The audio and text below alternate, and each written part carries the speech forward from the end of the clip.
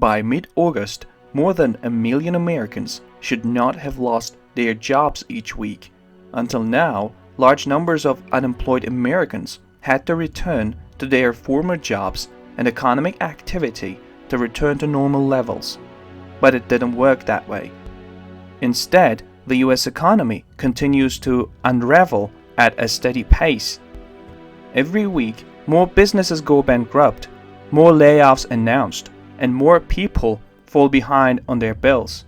What we have already been through was much worse than what we had experienced in the last recession.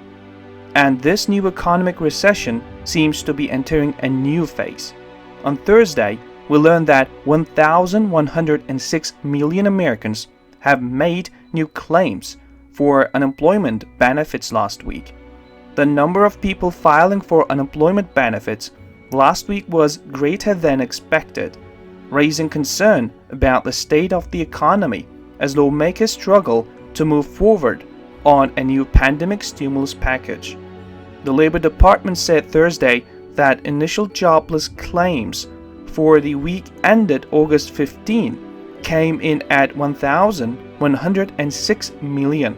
Economists polled by Dow Jones expected a total of 923,000. Initial claims for the previous week were also revised higher by 8,000 to 971,000. Instead of going down as most analysts expected, the number of initial claims went well over 1 million. And that means we have hit over 1 million in 21 of the last 22 weeks. Before 2020, the worst weekly number in United States history was 695,000. It should be almost theoretically impossible to dwarf this old record for 22 consecutive weeks.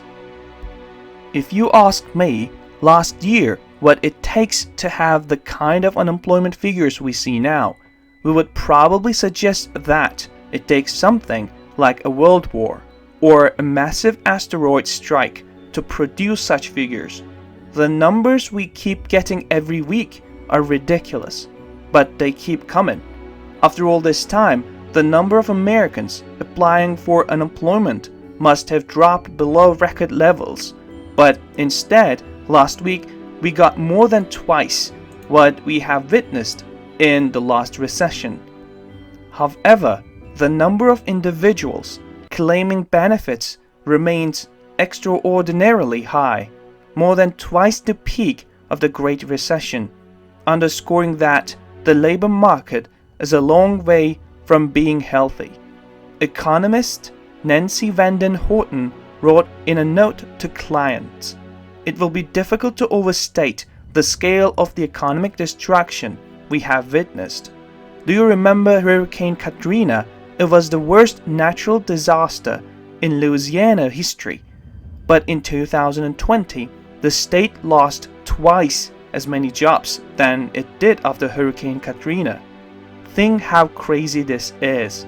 Overall, 57.3 million Americans made new claims for unemployment benefits in the past 22 weeks. 57 million. We have never seen anything like it in our history. For some time now, our unemployed workers have been kept afloat on a federal supplement of $600 a week, but now those extra benefits have expired. Those recipients who are receiving unemployment on an ongoing basis are now getting far less aid because a $600 a week federal benefit has expired, which means the unemployed must now get by solely on much smaller aid from their estates. The loss of the federal benefit has deepened the struggles for many, including a higher risk of eviction from their homes. President Trump signed an administrative order to pay unemployed workers $300 a week, but many states chose not to participate in this program. Therefore, we should expect the level of economic distress in this country to rise further. At this point, tens of millions of Americans are unable to pay their bills, and this number will almost certainly increase in the coming months. Meanwhile, we're seeing businesses fail at an absolutely unprecedented rate. For example, the hospitality industry warns that close to a quarter of all hotels in the United States are at risk of foreclosure. In a desperate plea for help, the hotel industry said it faces a default disaster in which 25% of hotels are at risk of foreclosure. The report sent to Congress this week and compiled by TREP shows that the percentage of hotel loans 30 or more days delinquent is 23.4% as of last month, the highest percentage on record. By comparison, the percentage of hotel loans that were 30 or more days delinquent at the end of 2019 was just 1.3%. With record low travel demand, thousands of hotels can't afford to pay their commercial mortgage and are facing foreclosure with the harsh reality of having to close their doors permanently, said Chip Rogers, CEO of the American Hotel and Lodging Association, in a statement Tuesday. He added that tens of thousands of hotel employees and other jobs in the industry are at risk if federal aid is not administered. The hospitality industry wants a federal bailout, but of course, all the other big industries want a bailout too. In the end, Congress will decide where the money goes, and not everyone will win. The overall global economy is also struggling deeply. In fact, the level of commodity trading worldwide dropped to a record low. This reading, the lowest on record in data going back to 2007, and on par with the nadir of the 2008 and 9 financial crisis, is broadly consistent with WTO statistics issued in June, which estimated an 18.5% decline in merchandise trade in the second quarter of 2020 as compared to the same period last year, the WTO said. This is what an economic downturn looks like, and the whole planet is being hit extremely hard. But at least the US stock market is doing well. Share prices have definitely been rising in recent weeks, and the market is now overvalued by about 77%, according to Forbes. According to the popular market cap, the GDP ratio, the US stock market collectively is about 77% overvalued. Despite the worst economic backdrop since the Great Depression, stocks have held up reasonably well since the March 23rd bottom. While it's true that the stock market has disconnected from the underlying economy, it has also done so in the past.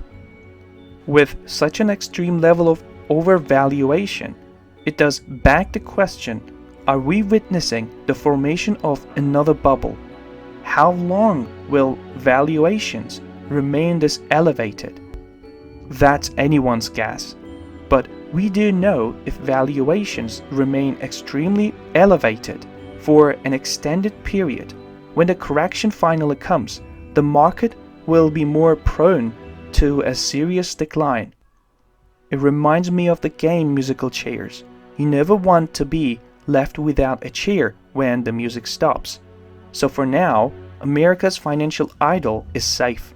Unfortunately, this stock market bubble will be much shorter than the previous one. Thanks to the unprecedented intervention of the central bank, stock prices have hit record highs. But we are only in the early stages of this economic storm. Much worse is coming, and no doubt the Fed will try to keep asset prices high, but it will eventually be a losing battle. As crises continue to hit each other, investors will eventually realize that the future ahead is not positive, and the bubble will disappear when confidence in the future disappears. Idea, comment, information, and criticism containing in these videos have been created by Daily News Report. Before making any important investment decision, use the information contained in these videos as a starting point for conducting your own research. If you make any investment or legal decision, it is advised to consult an expert before making this decision.